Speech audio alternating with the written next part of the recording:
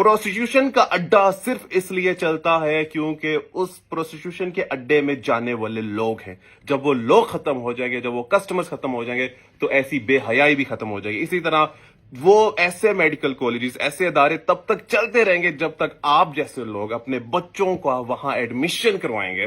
पाकिस्तान में एक private medical college है और एक ऐसा मेडिकल कॉलेज है जहां ऐसे डॉक्टर्स बन रहे हैं कि अगर वो अपना मोबाइल लेके जाएं तो उस मोबाइल को तोड़ दिया जाता है उनके सामने।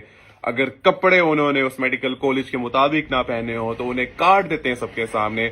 अगर वो कुछ छुट्टियां कर लें किसी भी जरूरत के तहत तो उन्हें 1,60,000 तक फाइन किया जाता है। अगर वो किसी टेस्ट में फेल हो जाए या क्या कोई बात ना माने तो उनको बाहर धूप में 4-4, 6-6 घंटे बिठाया जाता है। ये कोई डिफेमेशन वीडियो नहीं है, ये एक फैक्ट्स पे वीडियो है और फैक्ट्स ये हैं जो मैंने आपको अभी अभी बताए हैं। वो कौन सा मेडिकल कॉलेज है, वो कौन लोग ये कर रहे हैं और वो क्यों कर रहे हैं, मैं इस बात पे बिल्कुल नहीं जाना चाहता।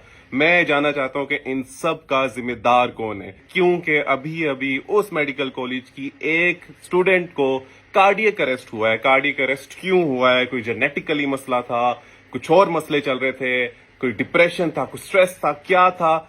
उनकी माँ जो कह रही है, देन अगेन फैक्ट्स पे बात कर रहा हूं, उनकी माँ कह रही है कि मेरी बच्ची को इस मेडिकल कॉलेज के स्ट्रेस ने मारा क्योंकि उसकी तबीयत ठीक नहीं थी। और फिर बाद में जब छुट्टियां भी मांगी गई कि बच्ची गई कि भाई मेरी जो छुट्टियां दो, तो वहां के कुछ लोग कहते थे कि जब तक तुम मरने वाले नहीं हो जाओगे हम तुम्हें छुट्टी नहीं देंगे, ये नहीं देंगे। वो कहते थे मरने वाले होगे, अगर डेंगू होता है तो प्लेटलेट्स 10 से नीचे होंगे तो छुट्टी देंगे, एस्मा होता है तो सांस तब तक खत्म ना हो जाए तब तक छुट्टी नहीं देंगे। इसी तरह अगर तुम्हें स्ट्रेस हो रहा है, तुम्हें सांस से मसले हैं, तुम्हें बुखार है, तो जब तक मरने वाले नहीं होगे तो छुट्टी नहीं दी जाएगी। इवेंचुअली बच्ची मर जाती है तो छुट्टी हो जाती है। और अब इस सारे मसले में कौन जिम्मेदार है कि बच्चे स्ट्रेस में हैं, बच्चे मर रहे हैं? सुसाइड नहीं, कार्डियक अरेस्ट हुआ है, मगर जिम्मेदार कौन है यार? तो मैं कहता हूं इन सब का जो जिम्मेदार है वो पेरेंट्स है। वो पेरेंट्स जो ये जानते हुए कि ऐसे मेडिकल कॉलेज में ये सब कुछ हो रहा है फिर भी वो अपने बच्चों को भेज रहे हैं, और कोई स्कॉलरशिप पे नहीं भेज रहे, 20-20, 30-30 लाख रुपया भेज रहे हैं क्योंकि वो चाहते हैं कि उनका बच्चा डॉक्टर बने।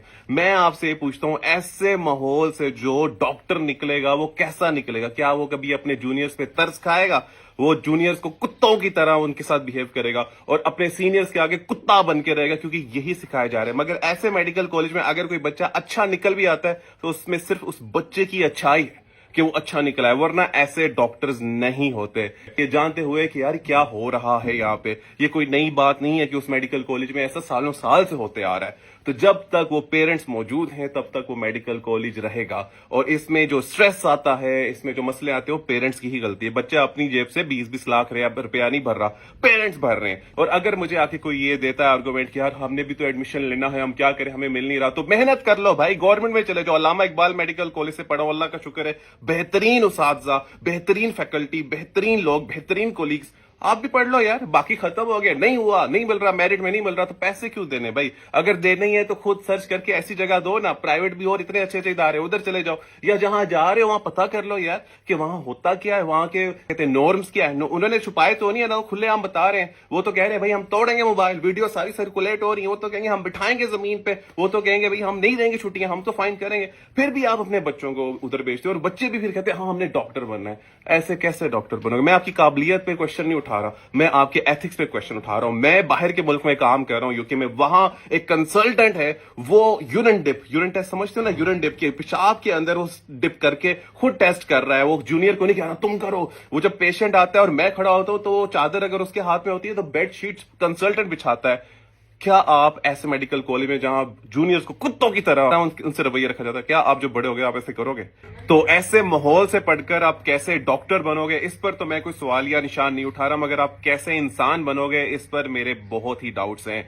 मैं गवर्नमेंट से अपील करता हूं, मैं उन सारे इदारों से अपील करता हूं कि वो सारे जो प्राइवेट इंस्टीट्यूट्स हैं, इवन जो गवर्नमेंट इंस्टीट्यूट्स हैं, प्लीज कोई रेगुलेशंस लेके आए ताकि आने वाले जो क्रीम ऑफ द नेशन है, एटलीस्ट जो डॉक्टर्स हैं, वो किस माहौल में ग्रूम हो रहे हैं, किस माहौल में पढ़ रहे हैं। क्योंकि इन लोगों ने आगे इंसानी जानों से इंटरेक्ट करना है, किसी कंप्यूटर से इंटरेक्ट नहीं करना। तो जब इन डॉक्टर्स, इन नर्सेज, इन फिजियोथेरेपिस्ट, इन फार्मासिस्ट या सारे मेडिकल अलायंसेज वाले, इनकी अपनी जहन की हालत अच्छी नहीं होगी, इनकी अपनी सैनिटी नहीं होगी, तो फिर ये आगे क्या कर पाएंगे?